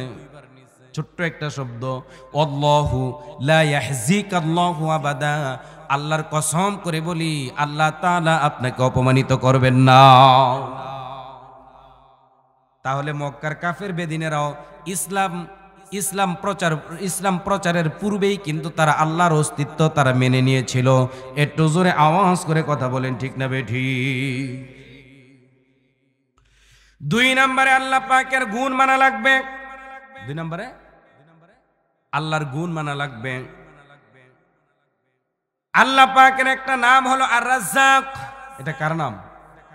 আল্লাহর নাম আর রাজ্জাক। রাজ্জাক অর্থ কি? রিজিক দাতা। বলেন রাজ্জাক অর্থ কি? রিজিক দাতা। যারা বলে মা দুর্গা গজে চড়ে আসার কারণে বাংলার জমিনে ফলে ফসলে ভরে গেছে, তাদের কি ঈমান আছে না গেছে? মা দুর্গা ঘোড়ায় চড়ে আসুক আর গরুতে চড়ে আসুক, যেভাবেই আসুক, মা দুর্গার 10টা 12টা হাত আছে, তারপরও তার সামনে খাবার দেওয়া হয়, খাবারের মধ্যে মাছি পড়ে থাকে, মাছিটাকে তাড়ানোর জন্য টোকা দিয়ে তাড়ানোর ক্ষমতা তার থাকে না। সে আবার ফলে ফসলে কিভাবে ভরে দিবে? তাহলে আর রাজ্জাক এটা কার নাম? এটা জোরে বলেন, এটা কার নাম? আর রাজ্জাক এটা হলো আল্লাহ পাকের গুণবাচক নাম। কুরআনুল কারীমের মধ্যে আল্লাহ তাআলা বলেন ওয়ালিল্লাহিল আসমাউল হুসনা ফাদউহু বিহা। আল্লাহ পাক রব্বুল আলামিনের অসংখ্য সুন্দর সুন্দর নাম আছে, ওই নামগুলা নিয়ে তোমরা আমি আল্লাহকে ডাকো। আল্লাহ বলেন ওই নাম নিয়ে তোমরা আমি আল্লাহকে ডাকো, আমি আল্লাহ তাআলা তোমাদের যত রকমের প্রয়োজন আছে সমস্ত রকমের প্রয়োজন আমি আল্লাহ মিটাই দিব। আল্লাহ পাক রব্বুল আলামিন আমার প্রিয় বন্ধুগণ, মানার জমিনের মধ্যে যা কিছু আছে তার সব কিছু কে বানাইছে? আমাকে কে সৃষ্টি করেছেন? আপনাদেরকে। এই জমিন কে বানাইছেন? জমিন কে বানাইছেন? আসমান কে বানাইছেন? তাহলে এগুলো সব হচ্ছে আল্লাহ তাআলা বানাইছেন। এটা হলো আল্লাহ পাকের গুণ।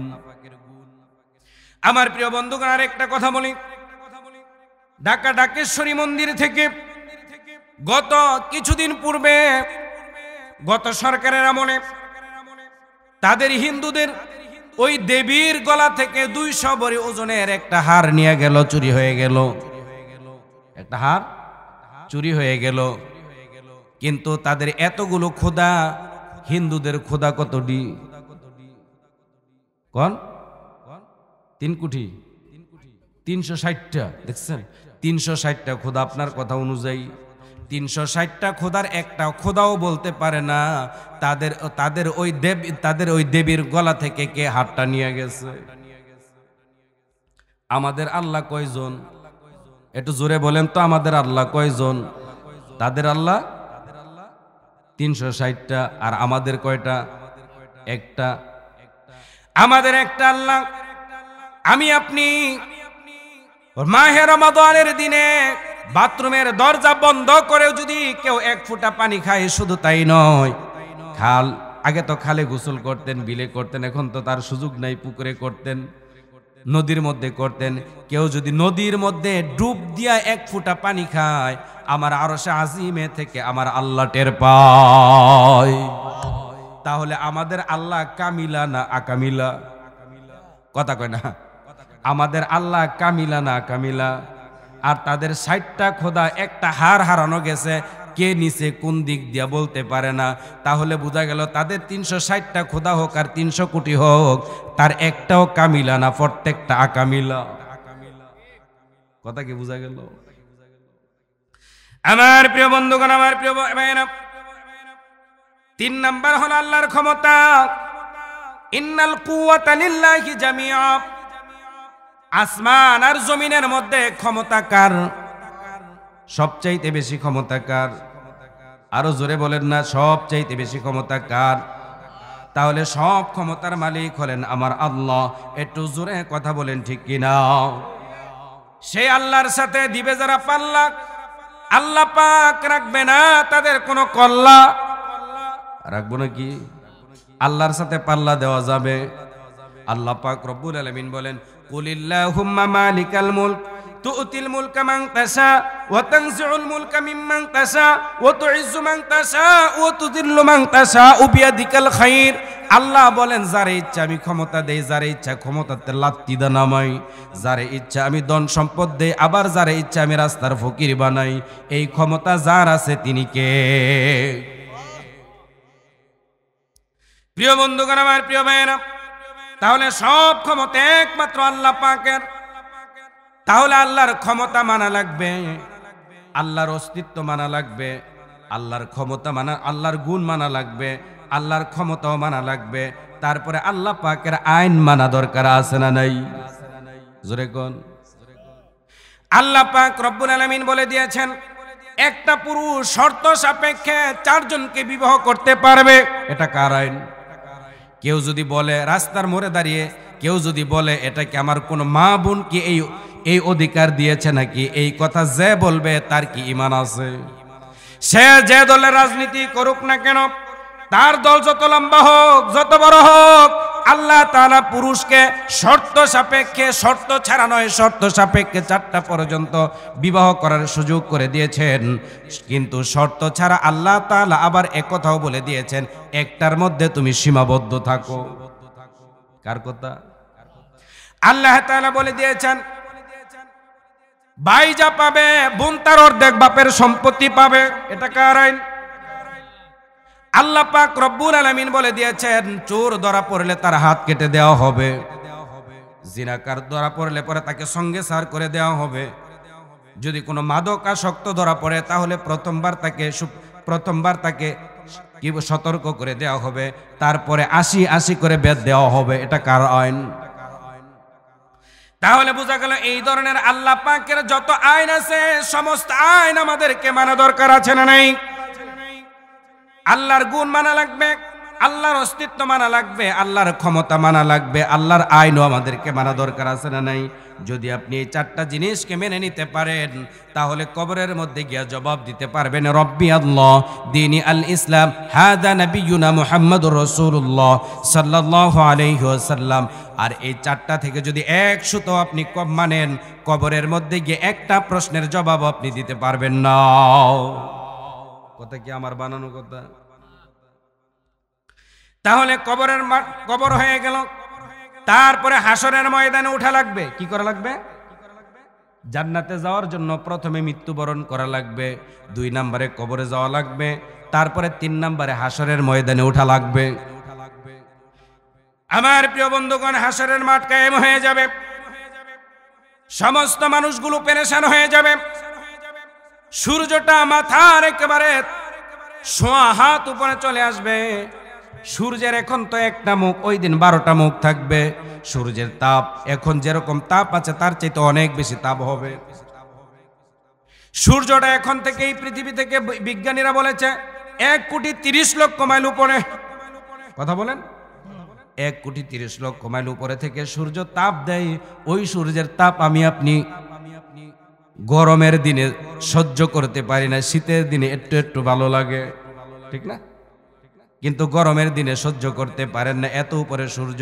ওই সূর্যটা একেবারে মাথার কাছে চলে আসবে, 12টা মুখ হবে, তার তাপ অনেক থাকবে। ওই তাপের চোটে মাথার মগজগুলো গলে গলে নাক কান দিয়া পড়তে থাকবে।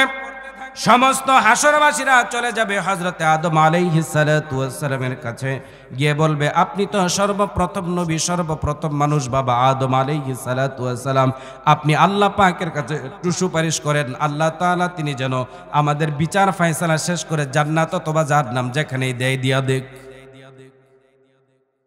হযরত আদম আলাইহিস সালাতু ওয়াস সালাম বলবেন আমি পারবো না, আমার সাহস নেই। কারণ হলো আল্লাহ তাআলা আমাকে একটা গাছের ফলের একটা গাছের নিকটেও যেতে নিষেধ করেছিলেন। শয়তানের চক্রান্তে পড়ে ওই ফলটা আমি খেয়ে ফেলেছিলাম, যার কারণে আল্লাহ তাআলা আমার ভাগ্যে কি রেখেছেন আমি জানি না। অতএব আমি তোমাদের জন্য কোনো সুপারিশ করতে পারবো না, তোমরা চলে যাও হযরতে নূহ আলাইহিস সালাতু ওয়াস সালামের কাছে। হযরতে নূহ আলাইহিস সালাতু ওয়াস সালাম তিনিও বলবেন আমি পারবো না।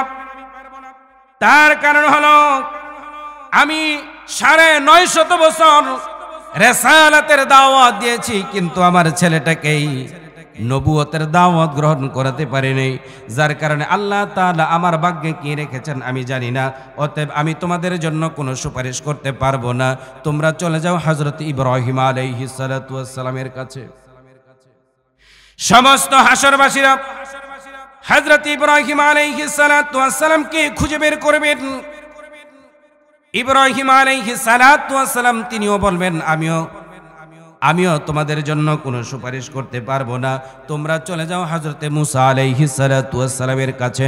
হযরতে মুসা আলাইহিস সালাতু ওয়াস সালাম বলবেন আমিও তোমাদের জন্য কোনো সুপারিশ করতে পারবো না। বনি ইসরাইলের একটা লোককে, বনি ইসরাইলের বাবুর্চিকে আমি, অর্থাৎ ফেরাউনের বাড়ির বাবুর্চিকে আমি একটা থাপ্পড় দিয়েছিলাম শুধুমাত্র শাসন করার জন্য। থাপ্পড়টা খেয়ে লোকটা মরে গিয়েছিল, আমি তাকে মেরে ফেলার জন্য মারি নাই, শাসন করার জন্য মেরেছিলাম, লোকটা মরে গেছে, যার কারণে আল্লাহ তাআলা আমার ভাগ্যে কি রেখেছেন আমি জানি না। অতএব আমি তোমাদের জন্য কোনো সুপারিশ করতে পারবো না। হযরতে মুসা আলাইহিস সালাতু ওয়াস সালাম বলবেন আমি পারবো না, তোমরা চলে যাও হযরত ঈসা আলাইহিস সালাতু ওয়াস সালামের কাছে। হযরত ঈসা আলাইহিস সালাতু ওয়াস সালাম তিনিও বলবেন আমিও তোমাদের জন্য কোনো সুপারিশ করতে পারবো না। তার কারণ হলো পৃথিবীর লক্ষ কোটি ইহুদি নাসারারা তারা আমাকে আল্লাহর ছেলে বলেছে, আমি তাদেরকে বলতে বলি নাই, তারপরও তারা আমাকে বলেছে, তারা যে আমাকে এই কথাটা বলেছে, যার কারণে আল্লাহ তাআলা আমার ভাগ্যে আজকে কি রেখেছেন আমি জানি না। অতএব আমি তোমাদের জন্য কোনো সুপারিশ করতে পারবো না। শেষ। হযরত ঈসা আলাইহিস সালাতু ওয়াস সালাম তিনি বলবেন আমিও তোমাদের জন্য কোনো সুপারিশ করতে পারবো না, কোনো সুপারিশ আমি তোমাদের জন্য করতে পারবো না। আজকের এই দিনে যিনি সুপারিশ করার একমাত্র পারমিশন পাবেন তিনি হলেন আখিরি জামানার পয়গম্বর বিশ্বনবী রাহমাতুল লিল আলামিন। একটু জোরে জোরে বলেন না সুবহানাল্লাহ। আখিরি জামানার পয়গম্বর রাহমাতুল লিল আলামিন তিনি ছাড়া আজকের দিনে তোমাদের জন্য কেউ সুপারিশ করতে পারবে না। অতএব তোমরা তাকে খুঁজে বের করো। রাহমাতুল লিল আলামিন তিনি মাকামে মাহমুদের মধ্যে সেজদায় পড়ে থাকবেন। কত লম্বা সেজদা হবে একমাত্র আল্লাহ জানেন, আর এর ছাড়া কেউ জানে না। ওই সেজদার মধ্যে পড়ে থাকবেন আর কাঁদতে থাকবেন, ইয়া উম্মতি বলে বলে কাঁদতে থাকবেন। মাকামে মাহমুদটা হলো আমাদের বাংলাদেশের সবচাইতে ধনী, সবচাইতে দামি যেই জায়গাটা, ওই জায়গার নাম কি বলেন? গুলশান। এই যে কইলো গুলশান, মনে করেন গুলশান যদি হয় বাংলাদেশের সবচাইতে দামি জায়গা, তাহলে হাসরের ময়দানে সবচাইতে দামি জায়গার নাম হলো মাকামে মাহমুদ। মাকামে মাহমুদের মধ্যে রাহমাতুল লিল আলামিন সেজদায় পড়ে থাকবেন। উম্মতের জন্য দোয়া করতে থাকবেন, কাঁদতে থাকবেন। আল্লাহ তাআলা বলবেন, আমার হাবিব আপনি মাথা তুলেন, আপনি মাথা তুলেন। আজকে আপনার কাদার দিন নয়, আজকে হলো আপনার খুশির দিন, আপনার পাওয়ার দিন। আপনি আজকে এই মুহূর্তে আপনি আমার কাছে যার জন্য সুপারিশ করবেন, আমি আপনার সুপারিশকে গ্রহণ করে নিব। আপনি যা চাইবেন আমি আল্লাহ আপনাকে তাই দিব। বলেন না সুবহানাল্লাহ। প্রিয় ভাইয়েরা, প্রিয় বন্ধুগণ, এই জন্য রাহমাতুল্লিল আলামিনের সুপারিশ ছাড়া কেউ জান্নাতে যাওয়া কি সম্ভব? পারবেন? কেউ পারবো না। এই জন্য রাহমাতুল্লিল আলামিনের অনুসরণ করা দরকার আছে না নাই? তাহলে যে কথা বলতেছিলাম, একজন মানুষ জান্নাতে যাওয়ার জন্য মিনিমাম তাকে 5টা স্টেশন পার হওয়া লাগবে। 1 নম্বরে মৃত্যুবরণ করা লাগবে, 2 নম্বরে কবরে যাওয়া লাগবে, 3 নম্বরে হাসরের ময়দানে ওঠা লাগবে, তারপরে মিজানে যাওয়া লাগবে, ফুলসেরাত পার হওয়া লাগবে। এই 5টা স্টেশন পার হয়ে তারপরে জান্নাতে যাওয়া যাবে। আর কবরের মধ্যে যখন রাখা হবে, কবরের মধ্যে 3টা প্রশ্ন করা হবে। ওই 3টা প্রশ্নের জবাব আপনি যদি 4টা কাজ করেন তাহলে দিতে পারবেন, এছাড়া দেওয়া যাবে না। 1 নম্বরে আল্লাহর অস্তিত্ব মানা লাগবে, 2 নম্বরে আল্লাহর গুণ মানা লাগবে, 3 নম্বরে আল্লাহর ক্ষমতা মানা লাগবে, 4 নম্বরে আল্লাহ পাকের আইন মানা লাগবে। এই 4টা যতক্ষণ পর্যন্ত মানতে না পারবেন, এই 4টা যদি আপনি না মানেন, তাহলে কবরের 3টা প্রশ্নের 1টা প্রশ্নের জবাবও আপনি দিতে পারবেন না। তাহলে কবরের প্রশ্নের জবাব আমাদেরকে রেডি করা দরকার আছে না নাই? আল্লাহ তাআলা যতটুকু কথা বলেছি বলেন আলহামদুলিল্লাহ।